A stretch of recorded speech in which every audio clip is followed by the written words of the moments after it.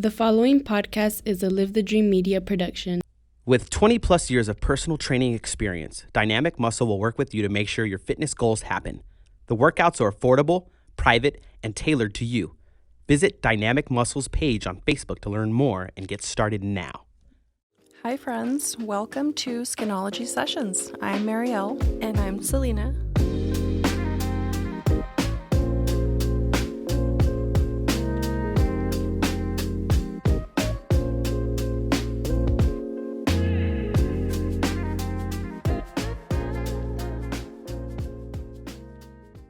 We have an influencer here. Can you introduce yourself? Yes, I am Alixx, also known as I am Alixx on all social media platforms.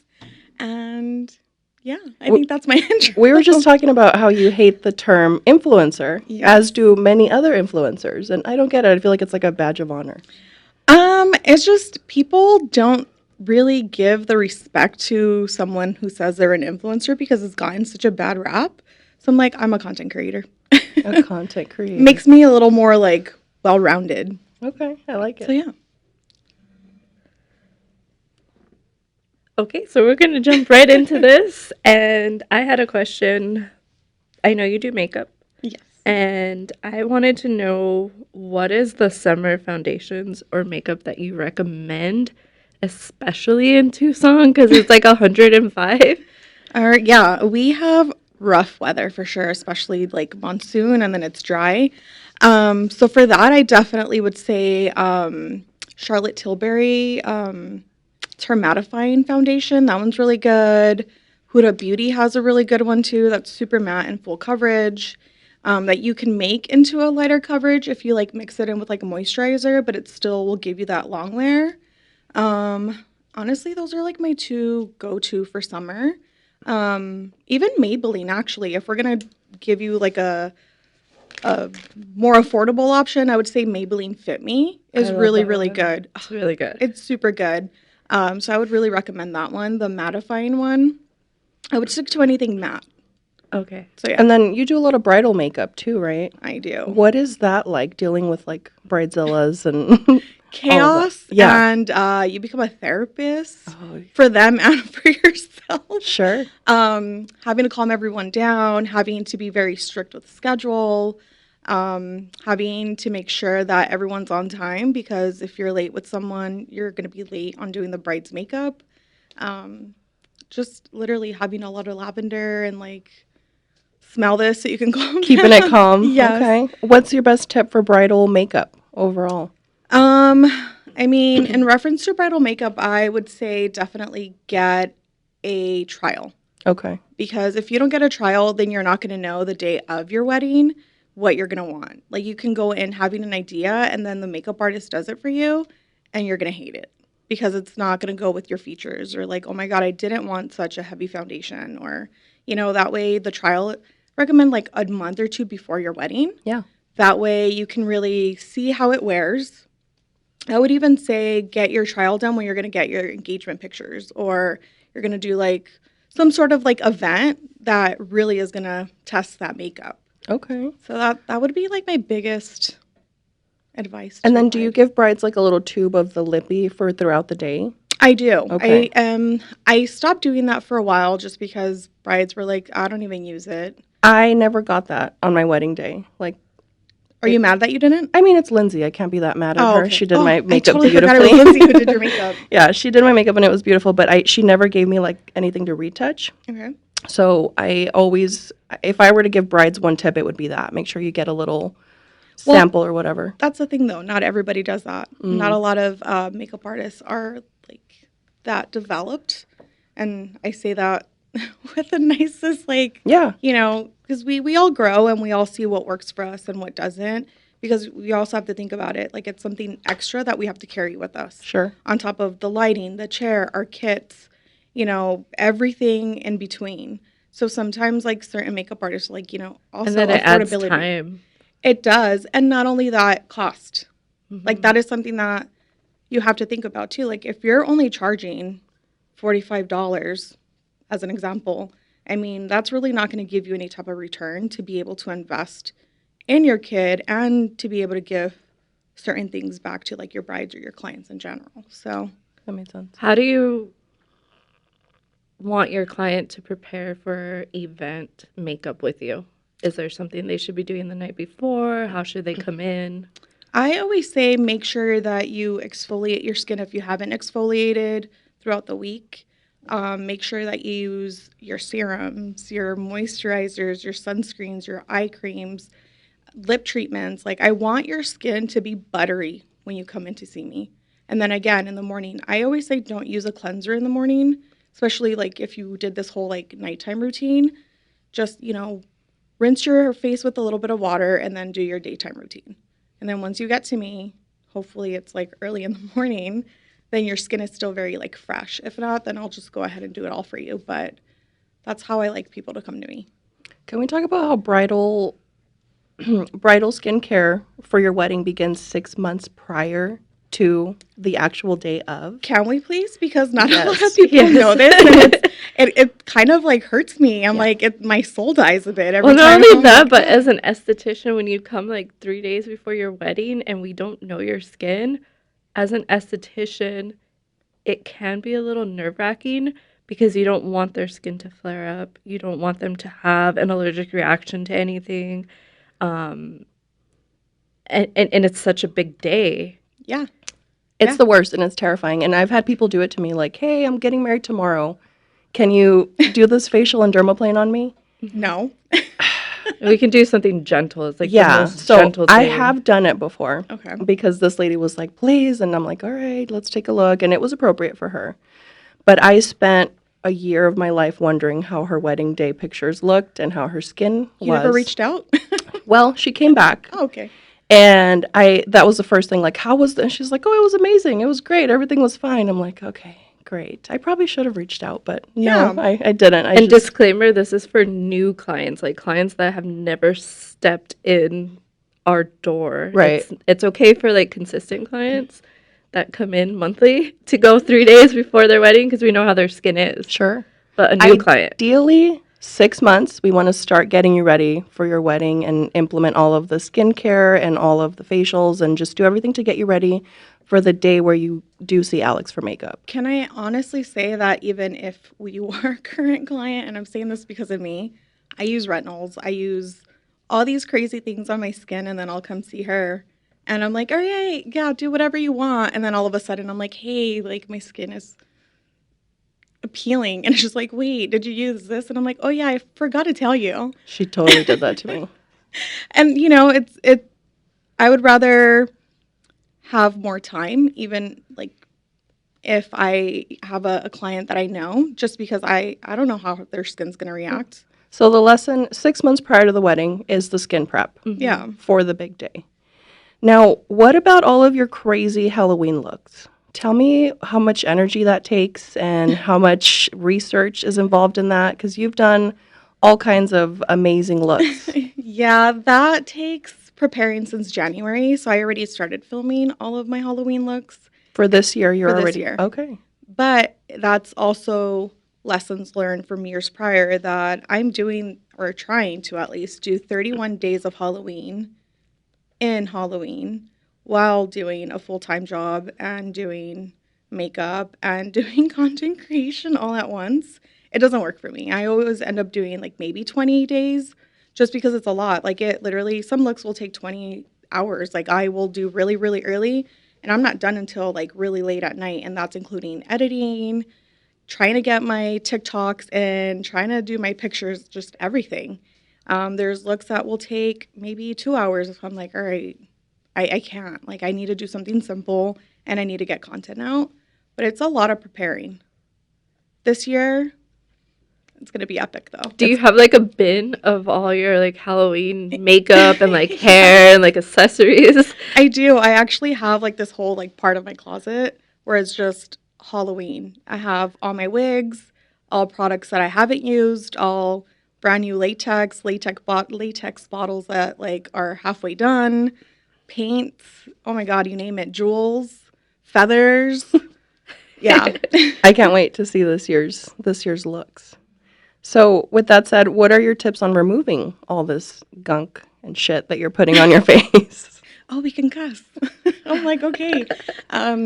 I do a lot of like triple cleansing, not even double cleansing, Okay. triple. I will go in with, there's this one makeup remover from One Size. It's literally like oil. You spray it on you. Like I can just, emulsify everything. I'll go in with a makeup wipe. Don't judge me. I'll take that off and then I'll go in with an actual like makeup, like the balm, the like oil cleanser, and then I'll go in with that again, wash my face, and then I'll just jump in the shower and then do my final like cleanse. What do you do about stains? I just go with it. You just keep going with it. There's makeup on everything. There's makeup on everything. My skin is still stained the next day. Your eyes were irritated at one point. Yes. That's why I can't wear lashes anymore. Okay. Like on a day-to-day basis, I can't. My eyes suffer. So a lot of glitter in there. I've gotten latex in my eye. Oh my God. I've gotten water paint in my eye. I mean, you name it. My eyes are just like, stop, please. That sounds like my worst nightmare. This is why I don't wear any of that. I hate it. No thanks. You would die sitting would like die. watching me. No. And are you self-taught or did you learn from someone about makeup and beauty? Self-taught, girl. That's awesome. Self-taught. What about MAC? Didn't you study at MAC I for a mean, little bit? yeah, but they don't go into like theatrical makeup or Okay. anything like that. And even before then, I was self-taught with just regular like everyday makeup and bridal makeup. You and just then- have a knack for it. Yeah, I mean, honestly, it all started with just me watching my mom. Like my mom is such a glamazon that like I would just sit there and watch her get ready, and like I just learned from her. Did she actually teach you or did you just watch? Just watch. That's cool. That I'm literally just like a visual learner. So for me, like I just learned from her and then developed my skill. And then yeah, definitely when I got into MAC, they make you go to school. There's like basic training and then there's different levels of certifications that you have to do or if you want to do them. Is There's- that when it like clicked that you can make a living off of it? Yeah. Well, yeah, and that's why I ended up leaving MAC because I'm like, oh, I can make a living off of this.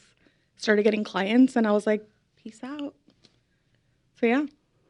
So how do you stay organized in your 9 to 5 and your makeup schedule and the content creation? Do you designate days or how do you manage that? I do. I designate days. I have my calendar. I use Trello. What is that? Trello is like a content calendar in Okay. a sense, but like you make it your own. Like there's things that like brainstorming. So it's like my Vecna look, just giving you a little like info into it. But like I'll do Vecna and then it's like inside of that I'll do everything that I need to do to be able to get that one look going. And then I'll move it into actual like production basically. And then once I'm actually doing the look, I'll move it into currently doing. So like you get to move all your tasks and all your ideas on it. And then once you're done, like you'll be able to see everything that's done. So it's kind of like a checklist.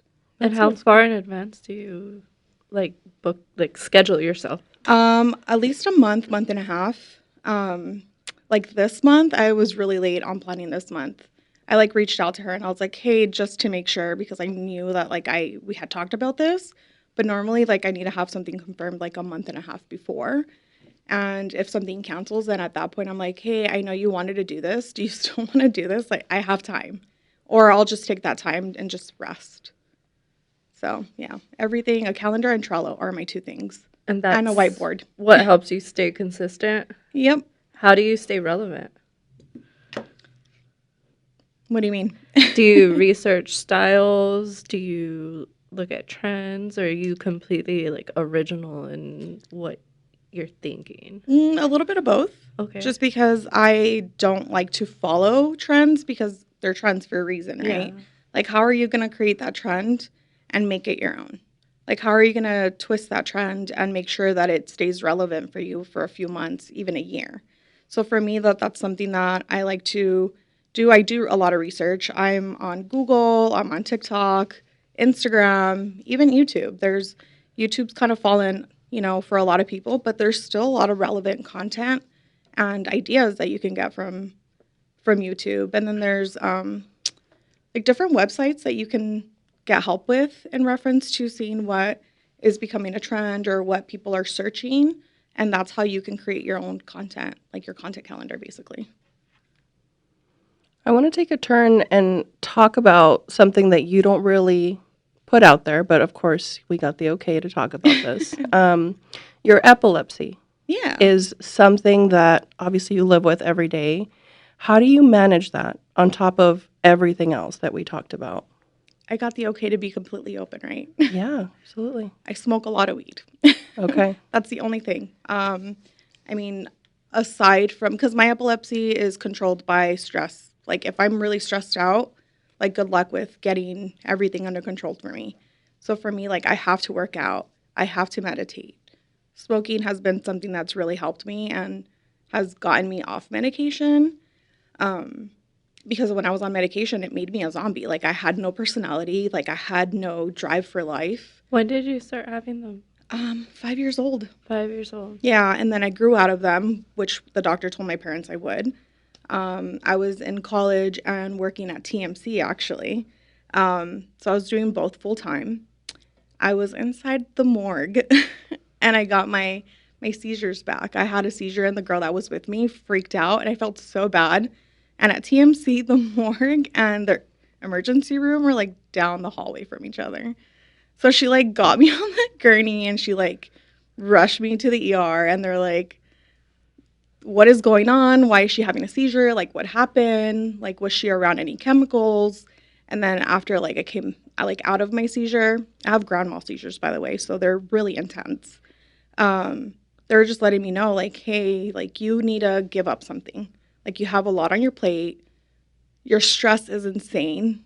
They had to do an EEG, like, all these things on me. And yeah, like, after that, I was like, okay, I need to really take a step back and not freak out about everything, because I'm a worrywurm. I stress about everything. I'm thinking, like, 10 steps ahead of, like, okay, like, what if something bad's gonna happen? Like, I have no need to do that. I really don't. So yeah. I think that's all of us. We all do that, right? Do you do it, Selena, or no? I've been working on it. I was Yeah. raised in a household where my mom and my grandma, like, worried and about everything. And when I became an adult, I realized that worrying's not healthy. The stress of it is not healthy, and it, like, growing up with that environment, it kind of makes you have anxiety. So I've worked a lot on, like, freeing myself from unpredictable, like, life is unpredictable. Sure. You can only control so much. I think it's like a primal instinct too, because like back in the caveman days, like you would wake up, the adrenaline's rushing. Is a bear gonna eat me? Is a tiger gonna eat me? Yeah. That's like where the anxiety stems Where your from. food's coming from. Yeah, like you just how wake are we up gonna and panic. survive? I think the number one thing that helped was stop watching the news. Really? Yes. I agree. Uh-huh. During quarantine, that's the one thing that helped me, because I honestly thought that it was going to be like The Walking Dead or like Yeah. The Purge. That's how they displayed it on Yeah, TV. no, I kid you not. Like, I honestly thought we were going to go through a purge, and I was like, oh my God, I'm not ready for this. I went like through a meltdown mode. Sure. But do you also think it's a cultural thing as to why we're so, like, Yeah. worried and so high strung It's about a everything? privilege. Yeah. I think it's like a first world problem, because I think in third world countries, they know every day is not guaranteed. You might not even get food that day. Yeah. I agree. Yeah. That's why I had to ask, because I'm like, wait, like, does everybody think this, or is it just me? Because, you know, again, am I just crazy and have all these anxiety thoughts? And No, I feel like it's No. normal. I feel like waking up and just like panicking is a normal thing sometimes, because that's, like I said, it's like a primal thing. But you kind of have to work on like, okay, I'm safe, everything's fine. And I do kind of like talk myself through that every morning. Like, everything's gonna be fine. Nothing's gonna eat you. Nobody's gonna attack you.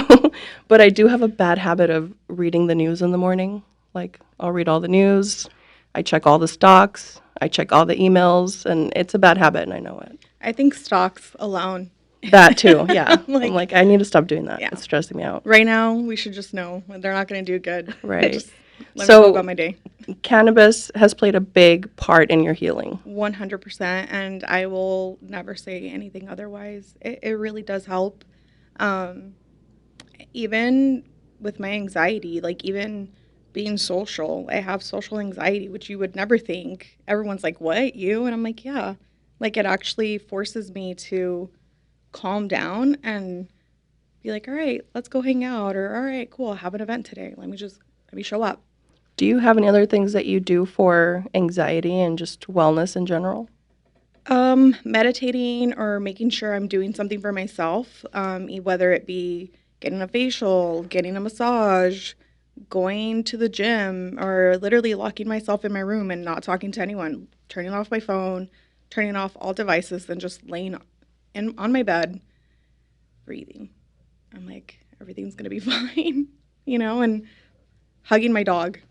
That's my other thing. So, I'm gonna go back to the epilepsy a minute. And as a child, do you remember that? I just remember moments of like blacking out. Like, my first seizure was in a pool. Like, how traumatizing was that for my parents? I mean, I don't remember anything when I was 5, but as I like grew up, I remember just having moments of like not feeling good and like not knowing how to explain it to my parents and just coming out of my seizures, and my parents, like, all I'm seeing is them freaking out. Like, that's traumatizing for a child, You're like, Yeah. what just happened? But I mean, that's literally like all my memories. And then Did you have any in school? I'm sure I did, but I don't You don't remember. Like, my remember? memory is so bad because of it. There's so much like memory damage. There's a lot of neurological damage. Um, Even like when I speak sometimes, like, I slur my words, but it's not because like I can't speak. It's just I literally have damage. And then as an adult, has this ever happened in a public forum? And then did you feel like embarrassed or anything by it? um, I mean, in Mexico, because they think you're disabled. I mean, because it's considered a disability, but people don't realize that it's not like any other type of disability. Like, you can still function, you know. But they treat you differently, and I hid it for so long, and I like told my parents, like, don't tell anyone. Like, I don't want anybody knowing, because I don't want to be that person that like doesn't get to go and play with their friends because they're like, oh well, she's sick, like we don't want her around. So it was that shame, and I still kind of feel it sometimes, because it's like, my brother told me the last time I had one and he was around, I scream like really loudly. Like, I make this weird noise right when I'm about to have one. And he's like, and that freaked me out. So like that always stayed with me, because I'm like, Uh-huh. if I'm in a public place and all of a sudden I'm like screeching and then I'm like on the floor convulsing, like, what are people gonna think? You know? Are So you still working through it, or do you feel a little more confident in allowing people to know that you have it? um to be honest with you, as of 2 months ago, I'm in a I don't give a F Uh-huh. about anything. I'm like, Okay. I don't care. That's good. Like, I'm learning to embrace myself, my flaws, my strengths, and areas of where I can improve. So like for me, I just don't care anymore. And can I ask, if someone has a seizure, how should people help someone who's having a seizure?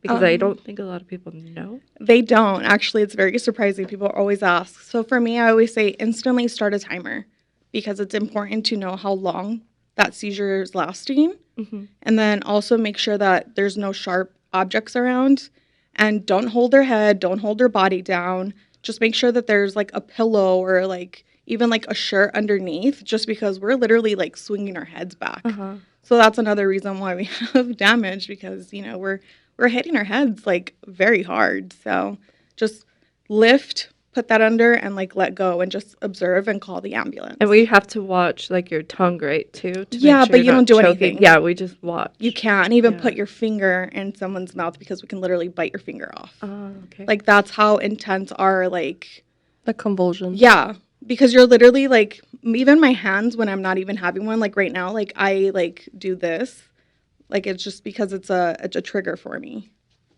So yeah, I don't know, like my nerves are always on edge Well, it's because your of it. brain. Your Yeah. brain's connected to all So the sometimes I'm nerves. like twitching, or like, my hands are tensed up.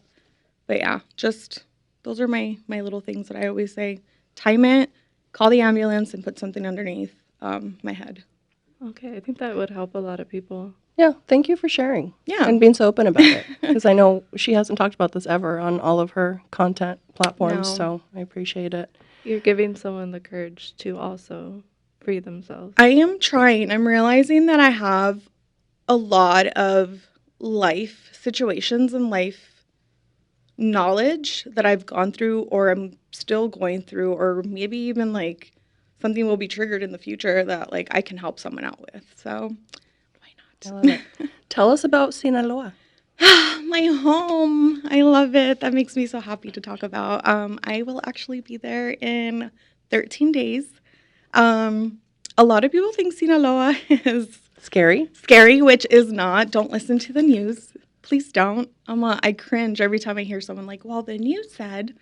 But I honestly had the best childhood being in Sinaloa because life is different. People are enjoying life. We're not so gung-ho on like where my next endeavor is going to come from, where my money's going to come from. Everyone there stops for like 2-3 hours for lunch, goes home, eats with their family, takes a nap, goes back, and like everyone's like, hola, buenos dias. Like everyone says hi to everyone, even if you don't know them. You're gonna laugh, but I always like the tortilla delivery because they're like blasting music and they have like a rhyme. Yes.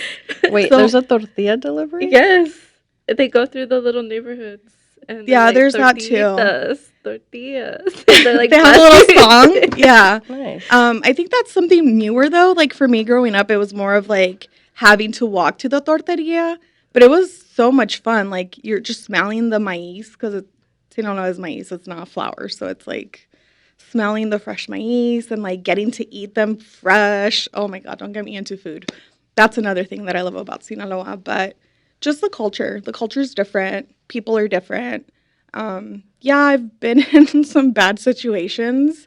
But I mean, I don't think that's out of the norm. I mean, I feel like I can go to New York and get robbed, Like, I don't think that's something that's just pertaining to Mexico. It could happen anywhere. Yeah, it really can. So for me, I'm like, I'm not going to even talk about it because it's not that important. What's one thing you can only get there? Oh my God, tonicols.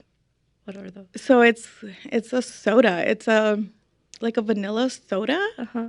I'm trying to see if I can think of anything that I can compare it to. Maybe like a root beer, or like, wasn't there like a vanilla? Like a cream soda? Yeah, like a cream soda, but like it's just so good. Like there's just something different. Like it just hits different.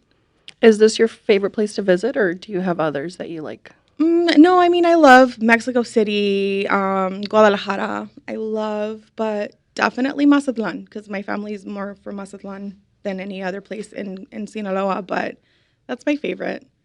That'll be home, and my parents are already making the transition to move there, and I'm probably gonna move there. So yeah. I like it. Yeah. So how do you pack for a trip like this? Especially with all the stuff that you have to take with your latex and your feathers and all that. Mind you, I only take latex and feathers when it's carnaval. Okay. So for that, I normally take like 3 or 4 bags. One for shoes, one for bags. Like my main bag, I use a lot of the like travel cubes, the packing cubes. I don't know if you've seen those, but I literally will roll everything and jam pack those like packing those rolls. They're cubes. Sorry, tongue tied. And I will stuff everything. Like it literally is just plain puzzles, Like Tetris. yeah. Yes, to packing. And then there's definitely a bag for all of like my cameras, my tripods. You have 3 rolling luggages you're traveling with. Yes. That sounds like my worst nightmare.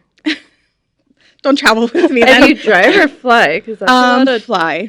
Oh my, you get charged. Oh, yeah. Yeah. Yeah, but I already know. I'm like, I'm not going to leave home without it, so. Do you have any fun vacations or projects coming up for you? So I'm going to be doing Sinaloa in 13 days, 12 days, and then I'll be back in August, and that'll just be a really quick like weekend thing to celebrate a friend's birthday and to do content, and then San Diego and Dallas in August. Fun. Yeah. And then as projects, I legally can't say anything, so. Ooh, I like it. So what was it like going to New York Fashion Week? I feel like it's always kind of been on my list, but I also feel like I would hate it at the same time. I don't know. You would hate it only because the schedule is everything's so tight. Okay. And it's like you literally can't be everywhere you want to be because there's a lot of shows that are going on at the same time and you're like, "Oh my God, like tough decision. Do I want to see Ralph Lauren or Dior? Like which one do you pick because they both have incredible shows." But the experience overall was incredible and life-changing. Like I honestly didn't want to come back. I was like, maybe I belong in New York. I feel like you belong in New York. Yeah, I have that New York attitude. Yeah. But yeah, it was incredible. It's motivating. It's incredible to see how content creators are out there. They're very about like the hustle and networking and we're going to make it work. Like here, we're all the community. We're not here to try to compete. Like, let's make something together. And I love that. Like community over anything for me. And what shows did you see? Oh my God. This was like what 2019, so I don't remember all of them. But Cho Chen was one of them, which he's an Asian designer, incredible. Rebecca Minkoff, that was my favorite. She had like different installations for different looks. It was beautiful, and she was there, and she was just so like poised. She's like very angelic. But, like, no one can talk to her because she was, like, surrounded by security. But that was honestly my favorite just because you got to really just move along and, like, walk around and, like, take a look at everything and enjoy, take content versus the other shows, like, you just had to sit. And, like, hopefully you got a good shot of what was coming down the runway. So. And what did you take from that style-wise? That I need to up my style game. But it's hard to do that in Arizona. It really is. I was going to say, you walked in here with like 6-inch orange platform shoes. I think the style's like pretty good, on point. So, But Tucson is a hard. It is. We're so chill in style that if you're even standing out a tad in like a pattern, they're all eyes on you. Yeah, and I don't it's like either that. you take it as good or bad. And I don't like it. I don't like it. And then there's like women that will get upset if, you know, their boyfriend or girlfriend or husband and wife are staring. And it's like, dude, I'm just out here living my life. Like, I'm not bothering anyone, you know? in my 6-inch orange heels. Yeah, I'm like, just let me stand here with my coffee, you know? Let me live life. So, do you have any advice on growing a social media following?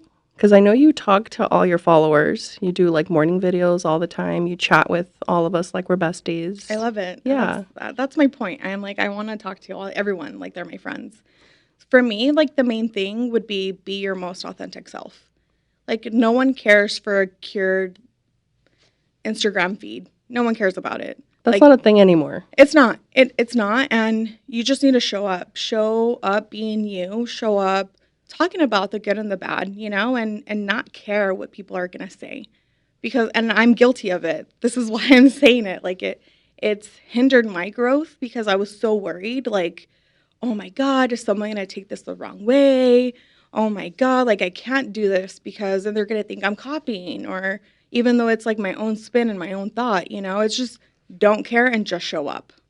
Be you. How do you maintain your confidence and self-esteem in the world of social media? I mean, after like my 2-month hiatus that I'm just like coming out of, and again, I just realized I need to not care. Like I can't take things personal because everyone's going through something, and sometimes you're unfortunately the person that they're going to take it out on. And it's like send them a blessing and the good vibes and keep moving. That's literally all you can really do because it's not personal. It really isn't. With that said, how do you deal with the trolls? Because trolls come for you. You've sent me some of these screenshots, and I'm like, oh, who has time to do this? Honestly, I don't know who has time to do this because I'm like, can't even drink my coffee sometimes. I'm like, how? I just don't care anymore. Like, I literally laugh about it. I block them instantly. I will never engage because I don't care to engage. That's a whole, like, energy sucker. But for me, it's the same thing. Wish them well. I'll sometimes, like, if it's something that, like, is consistently coming up, like, I'll address it. I'm like, hey, just so you know, like, I'm currently going through something, back off. Or another one was, hey, like, who are you with? You know, like, is he a married man or this and that? I'm like, back off my relationship. Like, I'm a very private person. Like, I will show you what I want to show you, and I will tell you what I want to tell you. And that's literally all it is. That's how I deal with it. And then I'm like, peace. Has sharing so much of what you love online affected you in a good way? And then what are the bad ways it's affected you? And then also how did you move through it? Well, I mean, I think we're all aware. Like, I love beauty. Like, I love anything beauty, and that goes into, like, body treatments, injectables, self-care, massages, facials. It goes into everything, right? You get burnt out. Like, when you're constantly working on something that you're in love with, you get burnt out, and then you go into the whole comparison game. Like, oh, I'm not doing as much as the other influencer that you look up to. You know, like, oh my God, I'm not showcasing every product that I love. And like at one point it just burns you out because you love it so much that that's all you want to be surrounded by, you know? So the downfall of it is being burnt out, taking a step back, constantly having to reevaluate, like, is this really something that I love? Is this something that I even want to move forward with, you know? And after your I don't know, like, I don't think there's a word for it. Like, you just doubting it, and then you just, one day, it's like, you do love it, snap out of it, and show up again. I want to talk about friendships. Let's talk about friendship. It's my favorite subject. What is important to you in a friendship? Wow. Loyalty, trustworthiness, trust in general. I think that's really important in a friend. Honesty, I think, and respecting boundaries. I think those would be like my main things that are important in a friendship for me. I bring this up because you're not afraid to walk away from a friendship if it's not serving you well, right? Like if it becomes not fun or unhealthy or whatever, you have no issue like letting go of that. Yes and no. Like, I took a little breather there because I've learned. Like, it's taken me years to be able to figure out that it's okay to walk away. Just like in a personal relationship, you know, like when it's not serving you a purpose anymore, whether it's not healthy, like the neediness or the constant nagging, or, you know, if it's not something positive, then what are you doing? Why are you holding on to it, you know? And sometimes friendships hurt you more than even like a relationship, like an argument with your partner or even with like your parents, you know, because these people are the ones that supposedly know you the best, you know? I've figured out that if I'm not aligned with my views and my morals, and the same thing with like loyalty, respecting boundaries, being able to be like, hey girl, like today I'm not feeling good. Like I'm going through a really rough day. I know you're going through something. I hear you, but let me get back to you tomorrow. That way I can be a good friend to you. And they're not okay with that, then there's no need for us to be friends. Because if you can't respect that I'm also currently going through something, then when you're going through a high in your life, how are you going to be there for me? I think it's a courtesy on your part to even do that. Because if you're not feeling like responding, maybe you just don't respond, and that's fine. Selena leaves me on red all the time. Hey. How dare you? Well, how dare you? And I just feel I don't like take it adult friendships are very different than childhood and like Mhm. high school friendships because you have so much time. And as an adult, you barely have time to process your own emotions. Yeah, but you also grow out of Yeah. them because you're in different stages of Yeah, your so you life. can't be the same type of friend. And there's like, you have to have a mutual respect that you have your busy life and I have my busy life. And if I get back to you 2, 3 days later, I'm still trying to be there. Yeah. It's not I'm ignoring you or I don't care. It's just like mentally there's something I Happening. can't, and I don't ever take it personal when someone Yeah. replies a week later. I don't take it personal either, Yeah. especially with Selena, because I know she like retreats and she needs her moments, and that's fine. But I mean, I think it's a courtesy for you to even say that, like, hey, I need some space. Because I believe in communication. Like, I think it, and I feel like that's where a lot of people fall short. If you're not able to communicate, even like, hey, I'm not ignoring you, and mind you, I'm not saying this because you just said that. No, it's okay. I don't take Like, it personal. Like, I just need a day or two, I'll be back, you know? But I've also learned that I'm personally like an empath, which you Yeah. actually like checked in on me recently when like all retrograde and everything was happening. Like, I feel things deeply. We Like, naturally retreat. yeah, and like let's say like Mariela and I are hanging out every single day and like she's going through depression, I end up becoming depressed. Not because I am depressed, it's just because I literally like feel feel it. what she's feeling. You absorb the energies. Yeah, and I noticed that makes me all not weird, but it's just like, okay, I really need to take a step back and like really heal me and like recharge my like positive energy because this is not who I am. So I think it's when the world got really heavy a couple weeks ago that I messaged you because I was Yeah. feeling it, and I know that you're an empath as well. yeah. That's when I checked on you, like, Alixx needs me. And every so often I'll message you. And, like, we're friends. We don't hang out all the time. We don't talk all the time. But, like, we're here for each other. Yeah, like if Marielle needed something at like midnight and like she called me, I'd be like, all right, I'm there. Like that's literally like how much I like love you. Yeah. I'm like, I have that respect for you. Like, and again, like you said, Ditto, we don't yeah. have to like talk every the day. time. Yeah, That's just adult a good friendships friendship. are like that. Yeah. It's a little different. Ruby It's- and I are like that Yeah. too. Like she's busy being a Mom. mom, a boss, you know, and we don't get to chat every day. But I'm like, I will harass her and I'm like, I need my cafecito date. Yeah. Like I really need to talk to you. And she's like, okay, I'll make it happen, and we'll make it happen, you know. But we respect each other's time, and I think that's and beautiful. they're individual because everyone reacts to things and deals with things so different. Yeah. And that's how you know it's a true friendship. 100%. Like there's been things that like she's misunderstood because I'm a very blunt person too, which I know my own flaws. So like if a friend is telling me like, hey, you need to chill, or like, no, like you totally didn't take that the right way, or no, like don't say anything, just be quiet and think about it. Like I appreciate that. Like give me honesty, because if you want honesty from a friendship, it should be a mutual thing, you know? So I appreciate a low maintenance friendship. I think it's fine. Same. Respond Yeah. whenever you feel like it. All good. same. Same. So, how has your YouTube channel journey gone? Exhausting. That's how it's gone.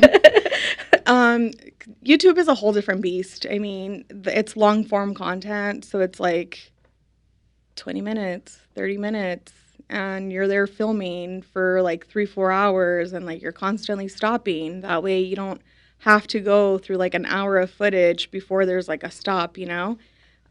It's stressful.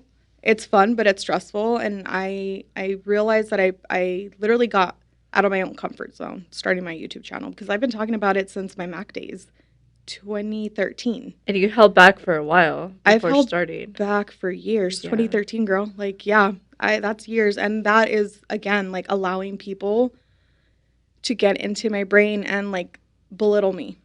You know, I allowed people in my past to tell me that I'm not good enough, you know, and it's been years of me like working on myself to really be like, I am good enough. Like I have a lot to share. I have a lot to say, you know. I am a good person. I'm cool. Like why not, you know? Like let me show you me going to the coffee shop for the 5th time in a day, you know? Like it's a journey, but I'm getting ready to come back. So yeah. That's exciting. So with all of the content creation, are some of these things monetized? Obviously, right? No, No. none of my stuff is monetized just because for YouTube, you need to have 1,000 followers. You need to have 40,000 monthly views. The views are there. I literally missed it by like 300 views. But even if I hit all the views, like I don't have the 1,000 followers. So it's like I still can't get monetized. TikTok, like you need to have, I don't even know. TikTok's a whole different thing. And same thing with Instagram. Like I recently got invited to the creator like platform to start monetizing, but for some weird reason, like it's not showing up for me. So I can't get money off of the views that I get on on my reels. So I'm like, okay, well then there's that. So a lot of my money just comes from like partnerships or doing UCG for brands. So yeah. How do you get partnerships? Pitching, like people think that like brands reach out, not all the time. Like you literally need to take the initiative and like reach out to your favorite brands. Like, hey, I mean, obviously not this big, but like, hey, I'm Alixx, I'm an Arizona creator. I love your sunscreen and I've been wearing it for so long and I like recommend it to everyone. And I think that it would be an awesome partnership, for us. And I don't know. And then it goes from there. Yeah, and it goes from there. I mean, obviously, like, make it more profesh, but, I mean, they'll either not respond or they'll respond and like, hey, yeah, that's great. We saw your content. We love it. And I think it would be a good fit. Like, what are your rates, like, for a reel? Or what are your rates for 6 story segments? Or, like, they'll ask, like, what they want in return for content. And you get to charge based off of, like, what you feel your worth is, Like, are you charging for your equipment that you're using? Are you having to rent, a specific lens or a camera or a microphone? Like, what are you investing to be able to charge those prices? Like, but what are you offering? Are you offering, like, high quality content? Are you offering, content that gives a lot of information? So, yeah. Was that very intimidating at first? It still is. Is it?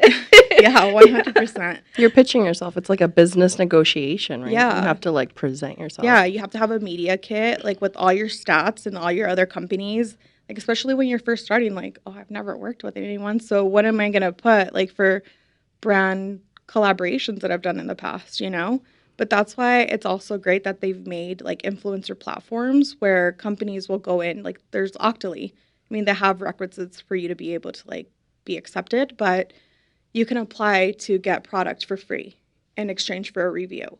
And like that's how you get to like build too. Like, hey, like I worked with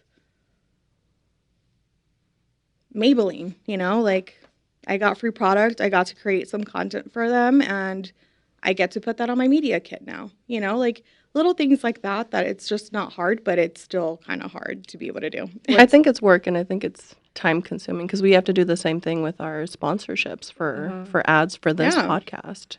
And it really is presenting yourself as a brand and kind of inviting people to align with you on that mission. So yeah, no, it really is. It's selling yourself and making sure that you're sticking out of thousands of women and men, like that are doing the same thing as you.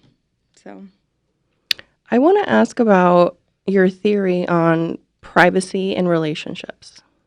I'm all for it. I'm like, well, as we touched a little bit on it earlier, like for me, privacy is a huge thing. I don't think people need to know who you're dating.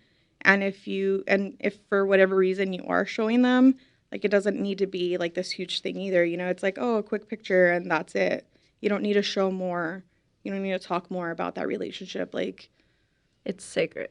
it is. It's very sacred. And I have had experiences in the past in previous relationships where I raved about my partner and it's unfortunate. Like women want that, like women want to have a good, healthy relationship. They want to be spoiled. They want to be loved and they will creep into those DMs. They will find their Facebook. They will find all these things and send nudes, and unfortunately, like things happen, you know, and that was for me like the main reason why I'm like, no, my next relationship is going to be completely private. No one needs to know anything. No one needs to know who he is. And either way, I love older men. So it's also like, you know, older Yeah. men, for the most part, they're not very like, let me be on social media, you know? So that's also another thing. And then your followers or some trolls get mad at you about this. Yeah. And attack you about this. Yeah, 100%. Like, I've gotten, is he a drug dealer? Is he married? Is he, I don't know, like, is he someone famous? Like, I've gotten everything. And I'm like, why do you care so much? I'm like, I literally only have like 3,400 followers. And like, why do you care? Like, I'm not that important. Like, let me live. I think it's because you're like keeping it a secret that makes it like so enticing. I'm just going to say from now on, I'm just single. Yeah. I'm single. I don't have a relationship. Like, just leave But me alone. just to prepare you, people will try to set you up. People will try and set you up. Yeah. I don't want it. So I don't know if there's a balance. I don't think there is, man. People are never happy. People always want to know. People want to do all these things for you when you're not even asking for it. I'm like, I think it's ironic for you to be like an influencer content creator, but then in the same token, you're like, I'm private. You know, it's like a Yeah. juxtaposition that just, for people, I think it doesn't make sense. some things don't have to make sense. No. You know, Right. it just It's it your has to work. boundary. Yeah, it's my boundary and it has to work. Like for me, Sure. you know, and I also like he's not into social media. So like I don't have an Instagram boyfriend or husband or, you know, I don't have that. Like it's like the furthest thing away from me. So it's like, also no. you're respecting. Yeah, like I the other respect person. the other person. So if like he were to one day be like, yeah, like I want to be your Instagram boyfriend, like let me help you shoot, like that would be awesome. I'm like, okay, cool. Great. Like now I don't have to be out here by myself or like trying to carry all these things with me to like shoot my content by myself, you know? I don't think that's gonna happen. So I think you identify with that, Selena, because you're very private as well. Yeah, I think personal life should be private. I mean, you can share things that will help other people in certain aspects of life, but I think relationships should be private. There are two out there now. yeah, And when you do that, everyone has a say in it. exactly. And also, I've noticed in the past, let's say you do have somebody and one of your friends is going through something with their husband or partner and they just dish out on them. They're looking at you to dish out. But if your relationship is good, What are you gonna say? what are you going to say? And then if you say anything bad, I can't relate. They add to it. And then you're going home like mad. And there's no reason to be mad. Yeah, no, it really does affect. I mean, that's happened to me before, and I'm like, what? I literally even before, like, I go into the house, like, I sit in my car, and I'm like, all right, take a deep breath. You don't need to be mad. Like, you're gonna go in there raging for no reason, gonna create a situation for no reason, and now you're just gonna be mad. Both of you are gonna be mad. And it would have never been a problem. Yeah, and like now any plans that you had are canceled because you're like, I'm not going to go out or whatever, you know? So it's just privacy is the best thing and relationships are sacred. You know, I only allow certain people to be around my relationship as well. And it'll be like that in the future, you know? Like maybe Hold tight. yeah, I'm like you'll see. I mean, like I see I Love Sarai and Isevas. Like they're my favorite creators. They're so cute together. I love them, but they actually still keep A lot private. a lot private. I have no idea who you guys are talking about. She's a beauty influencer, too. Yeah. Oh, send Yeah. it to me. I will. I'm surprised that I haven't because I like literally look up to her. Like she is incredible. You've seen her and you probably just didn't know. Okay. Yeah, I'm pretty sure I've talked to you about it before, about her. But I mean, when we get together, we chat a million miles a minute. So it's just like so much information in an hour. But they're incredible. Like I love their relationship. Like he helps her edit, will help her film. Like they're partners. They're literally ride or dies. And I he love started that. off kind of private. Like she didn't talk about him too much. Yeah. And then in a way, it seems like he's developed in his career Okay. in this like influencer way that she started in. Oh, okay. Yeah, and So now he has a podcast. He has his called own La Plática. platform. Yeah. It's incredible. You It should sounds like listen. he's like enhanced her, Yeah, Funny. and Like, that's okay. they enhance each other, and I think that's so beautiful, and I think that's the reason why I look up to them. I mean, obviously no relationship is perfect. There's going to be arguments, there's going to be good days, bad days, like anything, but they balance each other and like they support each other, and I think it's so important. But it's rare in this industry because no one understands the hard work, because it's a lot of work. Yeah, it definitely is. Relationships are a lot of work. And actually, I had some hesitation a couple episodes ago when we had my husband on because Selena was like, I think it'll be a great episode. And for me, it was like, well, no, this guy knows everything about me. Like, I don't know if I want him on here. So I guess Yeah, we do. but I told you, you guys are two entrepreneurs. Your guys' minds, like, we want to know what you're doing, what you're thinking, separate from each other. Sure. And then how you guys work through it. I think you Right. two are a powerhouse. They are. Yeah, and I mean, I've told you this before. Like, I love your guys' relationship. I admire it because you guys are both like, if one is doing something, the other one's gonna jump on like the same train, and it's like, all right, we're going full speed ahead. Like, we're gonna do this because we're passionate about it, and we're gonna make it work. I think enhancing each other is key. Like, you don't want somebody that's going to bring you down and, stress you out. So, yeah, maybe, I don't know. Do I share too much? Maybe I need to share less. I don't know. No, you don't share. You don't share. I Oh. think you're on the same page as me. Like, you don't share. Like, you'll share like, oh, when he's playing music, or if the restaurant has like a pop-up or something, like the food truck. Yeah. Like if he's doing something, but that's about it. Like, Yeah. if it wasn't that I know you a little bit more, like I don't feel like I would know anything at all. Yeah, I feel like with me, it's strategic. And honestly, everything I post, I think about it as a strategy for marketing. So if you guys see something on there and think you have an idea about what's really going on there, you don't. It's like a marketing strategy. I already know that about you. So Cool. yeah. I'm always like, I wonder what they're working on. What's next. happening? Yeah, I'm like, I know they have a lot going on. So I'm like, she'll eventually tell me. Truth. Do you have any hidden talents or hobbies Um, on top of everything else in your life? I'm like, I am a jack of all trades. Like, I really feel like I really am. But I don't think I talk about this. So again, we're from Sinaloa. My dad was a huge hippie, like, not hippie, he was a surfer, like, lived life. He actually taught me how to surf when I was little. Wow. That's So, awesome. Yeah. But that's it. I mean, we only went a couple times, so it's not like I'm like this pro surfer or anything. But I learned how to surf when I was young, and that's one of my favorite memories with my dad. So I love it. What about your curandero that you guys have in Sinaloa? no longer going to that person. We're not. Okay. There's someone new. Okay. I have a new spirit guide. Okay. Yeah, I'm calling him a spirit guide. They're from Colombia, and they're doing great things for me. Good. Yeah, like I think I owe a lot to my spirit guide, especially the last 2 months where it got a little dark for me. Like it really did.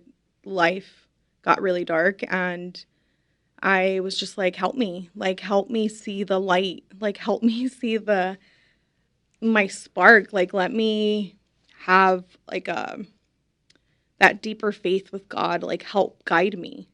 And I'm going through that journey right now. So Cool. That person just came into your life. yeah, I prayed on it, and this person came, and I'm like, all right. So where can everybody find you? So I am on YouTube, on Instagram, and TikTok, and it's all under I am Alixx, Alixx, Za, CA. Cool. Well, we want to thank you for being on. We appreciate you, and thank you for sharing your story. Thank you for inviting. And And also, can you also just tell everybody one more time what services you offer? Oh yeah.